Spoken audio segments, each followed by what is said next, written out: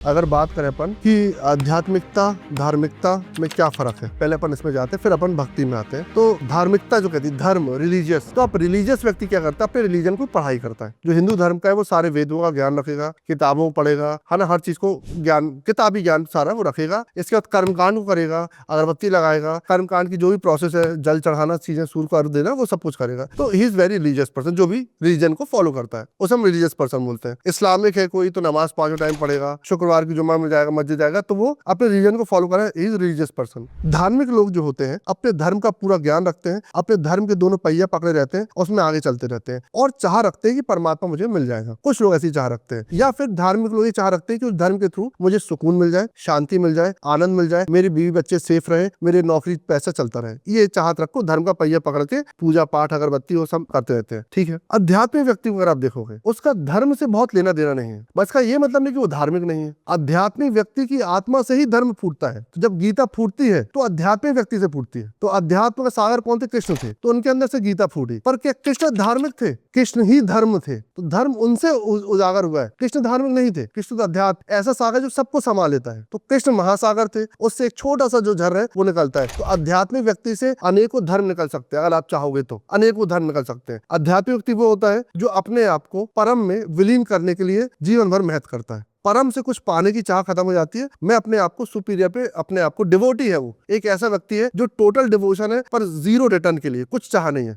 Zero. आप मुझे दर्शन भी दो, ये भी चाह नहीं है। तब जाके कोई व्यक्ति रियल आध्यात्मिक होता है। और रिलीजियस व्यक्ति पूजा पाठ करता ही है, मुझसे पूछता ही है कि अच्छा 16 गुरुवार शादी हो जाएगी, है ना, ये करे तो बच्चा हो जाएगा, अपन ये तो नौकरी लग जाएगी, पति की शराब छूट जाएगी। तो वो चाह रखे ही धर्म में जाता है। लोग धर्म बदल लेते हैं, आपने सुना होगा XYZ सिंगल लोगों ने धर्म बदला, उनकी ये मन्नत पूरी नहीं, उन्हें धर्म बदला और काम बन गया। कितने लोग धर्म परिवर्तन कर लेते कि मैं ये काम बन गया, ये हो गया, वो हो गया, धार्मिक। अब और मजे की बात करें, धार्मिक लोग को भगवान मिलने की प्रोबेबिलिटी 100 में से 1% है, और आध्यात्मिक व्यक्ति को परमात्मा मिलने की प्रोबेबिलिटी या सच्चाई 99.9% है। तो दुर्भाग्य है जो बहुत सारे लोग धार्मिक लोग हैं, सॉरी, उनको परमात्मा मिलने की एलिजिबिलिटी बहुत कम है। क्यों? धर्म अहंकार पैदा कर रहा है आजकल। धर्म ऐसा था नहीं पर पैदा कर रहा है। मैं हिंदू हूं तो मैं मुसलमान को नहीं मानूंगा, मैं इसको नहीं मानूंगा, मैं मुस्लिम, मैं हिंदू कृष्ण को नहीं मानूंगा, ईसाई को नहीं मानूंगा। और ईसाई और मुस्लिम भी उसी परमात्मा के बच्चे हैं, उसमें भी सेम ब्रह्म है। ये सब डायलॉग अपन बोल रहे हैं हिंदू कि सब में ब्रह्म है, पर फिर वही बोले अरे वो मुस्लिम है यार, उसके यहाँ नहीं खाना खाते। कितना झूठ। और वही धार्मिक गुरु जो बहुत सो कॉल्ड रिलीजियस है, पूरा टीका चंदन माला रुद्राक्ष बोले परम ब्रह्म, सब में ब्रह्म का वास है। चलो मुसलमान का खाना खाने पाँव नहीं रख रहे, क्यों नहीं रख रहे? पाना फोटो नहीं खिंचा रहे, बेइज्जती हो जाएगी, न्यूज में आ जाएगा, महाराज जी ने अरे नहीं हम तो महामंडलेश्वर, अरे नहीं हम ऐसा नहीं करेंगे। तो ये जो रिलीजियस व्यक्ति उनको भगवान नहीं मिल पाते हैं। किताबी ज्ञान बहुत होता है, उस ज्ञान में बहुत सारा अहंकार आ जाता है, या शुद्ध है, ये नीची जात का है। गर्भगृह में कैसे आया? लो, अरे गर्भगृह में ब्रह्म आया है, पर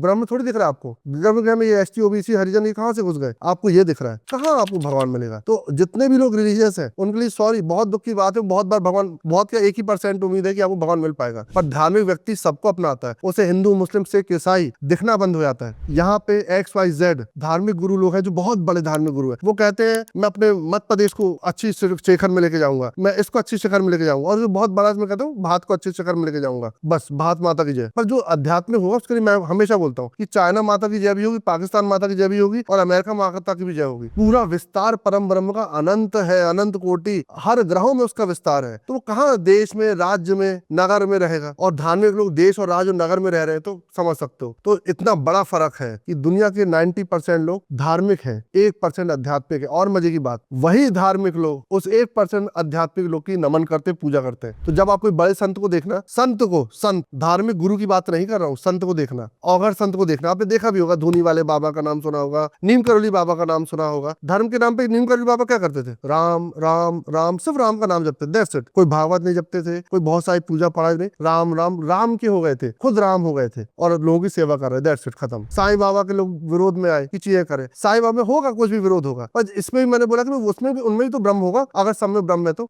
सब में कमी हो सकती है, हर मनुष्य में, मुझ में, सब में कमी हो सकती है। पर जब आप किसी की भी निंदा करते हो, किसी कास्ट की, किसी की भी निंदा आप करते हो, किसी भी गुरु की निंदा करते हो, फिर विचार करो कि हमारे ग्रंथ के प्रथम पेपर में जो लिखा है कि सब में ब्रह्म का वास है, तो या तो वो गलत है या तो हम सब गलत है। तो धर्म और आध्यात्मिकता में बहुत फर्क है। आध्यात्मिकता कभी भी लड़ाई नहीं कराती और धर्म लड़ाई करा रहा है, पूरी दुनिया लड़ाई कर रही है और होता रहेगा। धर्म अलगाव करा सकता है पर आध्यात्मिकता कभी अलगाव नहीं कराती। अध्यात्म सिर्फ जोड़ता है, पहुंचाता है, होता है और आप परमात्मा तक पहुंच जाते हो। और धर्म दूर ही दूर करता है, पहले लोगों से दूर करेगा, फिर अपने कास्ट से कि कौन से ब्राह्मण हो, सरयू पहाड़ी कांत, फिर वहां से हर जगह से दूर होते रहोगे आप। आप, ये है, ये है, ये लोधी है, ये है, बस दूर रहो। हर चीज दूर ही कर सकता है। कहाँ जोड़ पा रहा है, कहाँ जोड़ पा रहा है? और जोड़ पाता तो दुनिया में तो कितने सारे धर्म है, ईसाई इतना बड़ा धर्म है, इस्लाम इतना बड़ा धर्म है, हिंदू धर्म है, जुड़ जाते सब लोग। कहाँ जुड़ पा रहे हैं? टूटे ही रहे। हर धर्म दूसरे धर्म की निंदा करता रहता है और अपने धर्म को सुपीरियर बनाता है। और सब धर्म ये मान रहे हैं कि पूरा ब्रह्मांड एक ने रचा है, पर वो पागल ये नहीं समझ रहे हैं कि जो मुस्लिम है उनको भी वो एक ने रचा है। मुस्लिम ये नहीं समझ रहे हैं कि हिंदुओं को भी उसी एक ने रचा है। क्रिश्चियन ये नहीं समझ रहे हैं कि इनको भी उसी एक ने रचा है। सब ऊपर उंगली दिखाते हैं, सबका मालिक एक, सब दिखा रहे हैं, सब ऊपर उंगली चल रही है, पर गहरी बात है। तो धर्म और अध्यात्म में बहुत फर्क है। अब रही भक्ति की बात जो आपने करी कि भक्त में क्या फर्क है, मतलब धर्म, अध्यात्म, भक्ति। भक्ति को इन दो चीज से नहीं जोड़ सकते। भक्त धार्मिक भी हो सकता है, आध्यात्मिक भी हो सकता है। तो अगर वो धार्मिक भक्त है बाई चांस, तब फिर प्रॉब्लम हो गई। वो क्या करेगा? भगवान को खूब नहलाएगा, धुलाएगा, पूजा करेगा, प्यार करेगा, चाह रखेगा कि भगवान मुझे दर्शन दे, और भगवान कभी झलक भी देंगे, दर्शन भी देंगे, पर बुद्धत्व प्राप्त नहीं होगा। भक्ति से बहुत बार बुद्धत्व प्राप्त नहीं होता। भक्ति से आनंद आएगा, भक्ति से परमात्मा का दर्शन भी कर सकते हो। जो आध्यात्मिक व्यक्ति होता है वो एक ऐसे मार्ग में गया जब वो खुद भगवान बन जाता है। पर भगवान बनने नहीं गया, चलो मैं भगवान बनने जा रहा हूँ, भगवान बनने नहीं गया है। वो अपनी सारी कमियों को खत्म क्षय करने गया है, अपनी ऊर्ध्वगामी होने गया है। तो धीरे धीरे धीरे धीरे वो खुद परमात्मा हो जाता है। तो चाहहीन होके जाता है। वो किसी परमात्मा की चाह भी नहीं रखता, बस अपनी शुद्धि, अपने उत्थान में लगा रहता है कि एक परम की ओर अग्रसर हो, और खुद बन जाता है। कि जो भक्त होते हैं बहुत बार वो भक्ति के रस के कारण भक्त बहुत अच्छे बन जाते हैं, तो उनको नोट अच्छी योनि मिलेगी, भगवान के पास की योनि मिल जाएगी, पर बुद्धत्व प्राप्त नहीं हो पाए। बुद्धत्व के लिए तो आपकी कोई इच्छा, अंतिम इच्छा भी कुछ ना हो, कोई इच्छा ना हो, सब इच्छा से जब आप फ्री हो गए तभी आप बुद्धत्व को प्राप्त हो गए। पर भक्ति की भी इच्छा तो बचती है भगवान। तो नो डाउट अगर भगवान नहीं मिला तो फिर जन्म होगा आपका, भगवान के लिए जन्म होगा, अच्छे से उसके लिए जन्म होगा, पर जन्म होगा। पर जो आध्यात्मिक व्यक्ति होगा वो अंतिम क्षण में भी जीरो होगा, तो उसका जन्म नहीं होगा। तो धार्मिक व्यक्ति को भी मोक्ष प्राप्ति होने में बहुत कठिनाई है, होती है। एलिजिबिलिटी क्राइटेरिया कोई 2-4-5% बचा है, पर आध्यात्मिक व्यक्ति तो 100 में से 99% को मोक्ष ही मिलना है। मोक्ष जहाँ पे वो ऐसी जगह विलय में चला जाता है, विलीन हो जाता है, जहाँ पे